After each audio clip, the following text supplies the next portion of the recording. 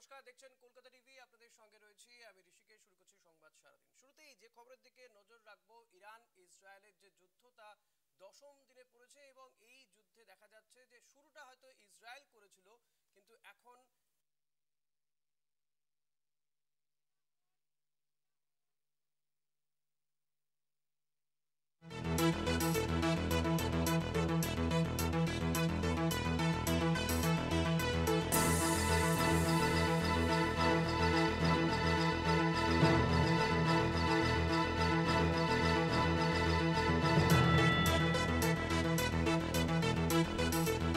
Iran ইসরায়েলের যে যুদ্ধ সেই যুদ্ধের দশম দিন এবং শুরুটা ইসরায়েল করলেও কিন্তু এখন যেভাবে ইরান ইসরায়েলের একের পর এক শহরকে গুড়িয়ে দিচ্ছে, তাতে কিন্তু এই যুদ্ধে অনেকটাই অ্যাডভান্টেজ জায়গাতে ইরান।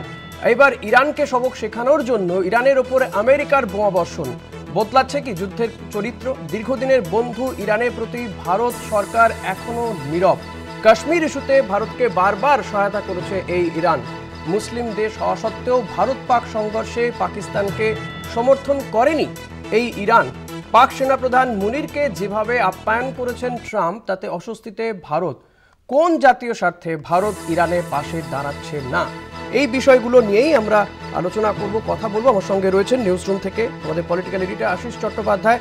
আশিস দা, এই মুহূর্তে ইরান ইসরায়েলের যে যুদ্ধ পরিস্থিতি, আমরা জানি যে আমেরিকা তারা ইরানের 3টি পরমাণু কেন্দ্রে সেখানে হামলা চালিয়েছে, গুড়িয়ে দিয়েছে বলে ডোনাল্ড ট্রাম্প দাবি করছেন। তিনি বলছেন যে প্রথমে শক্তি প্রদর্শন, তারপর শান্তি। ভারতের পক্ষ থেকে প্রধানমন্ত্রী তিনি ইরানের প্রেসিডেন্টের সঙ্গে কথা বলেছেন। এই মুহূর্তে দাঁড়িয়ে ভারতের কি ভূমিকা এই যুদ্ধে? দেখো, এই যে যুদ্ধটা চলছে ইসরায়েলের সাথে ইরানের, সেটা তো আজকে 10 দিন ধরে চলছেই। কিন্তু যখনই ইরানের জমিতে মার্কিন বোমাবর্ষণ হলো, তখন কিন্তু যুদ্ধের চরিত্রটা বদলে গেল।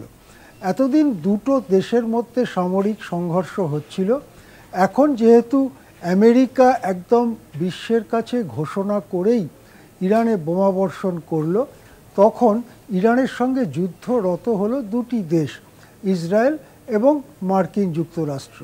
মার্কিন যুক্তরাষ্ট্র ইসরায়েল এই যে এই যে বন্ধুত্ব বা এই যে জোট, সেই জোট একযোগে ইরানকে ভেঙে দিতে চাইছে।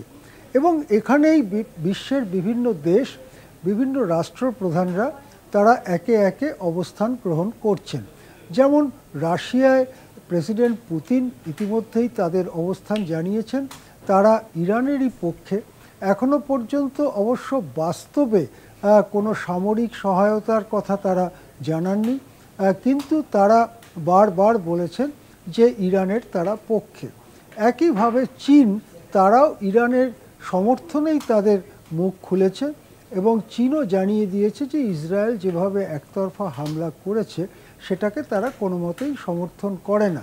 কিন্তু ইসরায়েল যখন একতরফা হামলা করলো ইরানের ওপরে, বিনা প্ররোচনায় হামলা করলো, তখনও কিন্তু ভারত সেভাবে ইসরায়েলের নিন্দা করলো না, বরং ইসরায়েলের দিকেই একটু ঝুঁকে রয়েছে ভারত, এরকমটা মনে করার যথেষ্ট কারণ তৈরি হলো।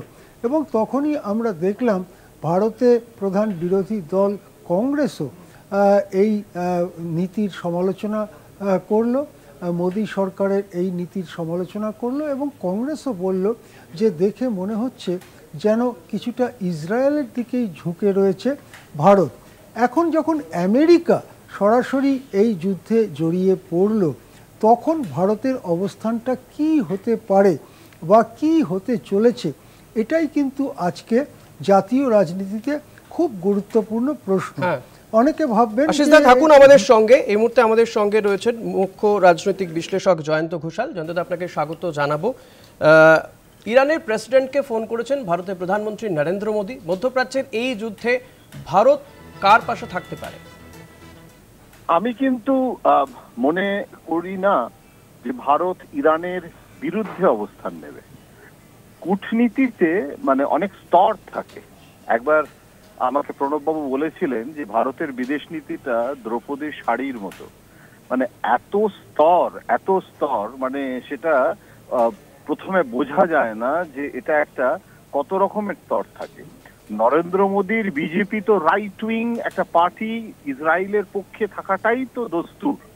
এতৎ সত্ত্বেও ইরানের পক্ষে মোদী ভোট দিয়েছে, বাজপেয়ী ভোট দিয়েছে, যেভাবে অতীতে কংগ্রেস ভোট দিয়েছে, তার কারণটা পাকিস্তানের প্রতিবেশী মানে আমাদের প্রতিবেশীর প্রতিবেশী ইরানকে চটানো, এবং সেটা যে আরো ভয়াবহ হতে পারে। এবং তেল কিন্তু ফেজড ম্যানারে কমানোর জন্য প্রবল মার্কিন যুক্তরাষ্ট্র এবং ইসরায়েলের চাপ থাকা সত্ত্বেও আমরা ইরানের কাছ থেকে কিন্তু তেল নেওয়াটা তো বন্ধ করিনি, এবং এখনো ইরানের সঙ্গে কূটনৈতিক সম্পর্ক আমাদের যথেষ্ট ভালো। এখন এই পরিস্থিতিতে আমার যেটা মনে হচ্ছে যে ন্যাম যেটা আমরা দুচ্ছাই করেছিলাম, এবং বিজেপির দিক থেকেও বারবার ন্যামকে গুরুত্ব না দেওয়ার ভাবনা এসেছে, এখন কিন্তু নব কলেবরে একটা জোট নিরপেক্ষ বিদেশ নীতিতেই আমরা ফিরে যাচ্ছি। এখন এই পরিস্থিতিতে ইরানকে মানে আমরা যদি একদম পুরোপুরি ইরানের পক্ষে মানে একটা অবস্থান নিয়ে নিই, তাহলে সেক্ষেত্রে মার্কিন যুক্তরাষ্ট্রের সঙ্গেও সরাসরি, বিশেষ করে যে মার্কিন যুক্তরাষ্ট্রের প্রেসিডেন্ট এখন ট্রাম্প, যিনি নিজেই ঘোষণা করেছেন যে তিনি বলেছেন আমি জানি না যে এই ইরানের সাথে যুদ্ধের এবং এই যে ইসরায়েল বনাম ইরানের যুদ্ধের কি পরিণতিটা দাঁড়াবে এবং আমেরিকা কি করবে, সেটাও ট্রাম্প বলছেন আগামীকাল কি হবে আমি জানি না। তাহলে মার্কিন প্রেসিডেন্ট নিজেই বলছেন, এবং মার্কিন প্রেসিডেন্টের ওপরে আস্থা রাখা, নরেন্দ্র মোদী তো এটা বুঝতে পেরেছেন যে ভারত এবং পাকিস্তানের সংঘর্ষ বিরতি নিয়ে কি ধরনের এম্বারাসমেন্ট ট্রাম্পের জন্য হচ্ছে এবং এখনো হয়ে চলেছে। আবার উনি নোবেল পুরস্কার পাওয়ার প্রসঙ্গেও ভারত পাকিস্তান টেনেছে।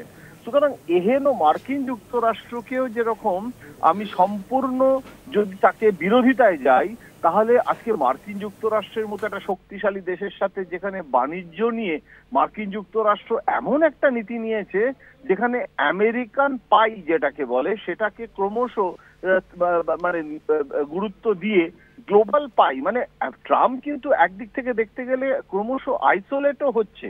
তার কারণটা হচ্ছে যারা তার বন্ধু কানাডা, মেক্সিকো, ইউরোপ সবাইকে তো মানে আমেরিকা তো সবাইকেই চটিয়ে শুধু প্রো আমেরিকান লাইন নিতে গিয়ে আজকে ট্রাম্পেরও কিন্তু মানে এক ধরনের আইসোলেশনের রাজনীতি, সেটাও কিন্তু ট্রাম্প ডেলিভারেটলি করছেন।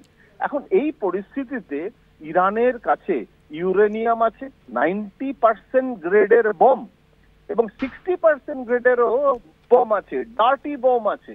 ইচ্ছে করলে ওই নিউক্লিয়ার ওয়েস্ট দিয়ে লো গ্রেডের বোম ছুটতে পারে, ইচ্ছে করলে আর কিছুরা হোক জিহাদি ওই জয়সে মোহাম্মদ, লস্করে তৈবাকে ব্যান করলো, তারা নানান রামে জিহাদিদেরকেও আজকে চাইলে ইসরায়েলে মানে বিধ্বস্ত করে দিতে পারে, এবং সেখানে মানে কি পরিণতিটা হবে কেউ জানে না। সব থেকে যেটা শ্রেষ্ঠ মানে ভারতের বিদেশ নীতিতে ভারতের তো সেই তাৎপর্যপূর্ণ ভূমিকা, ডিটারমিনিং কান্ট্রি কিন্তু ভারত নয়, এখানে তো ভারত অলসো রান কান্ট্রি।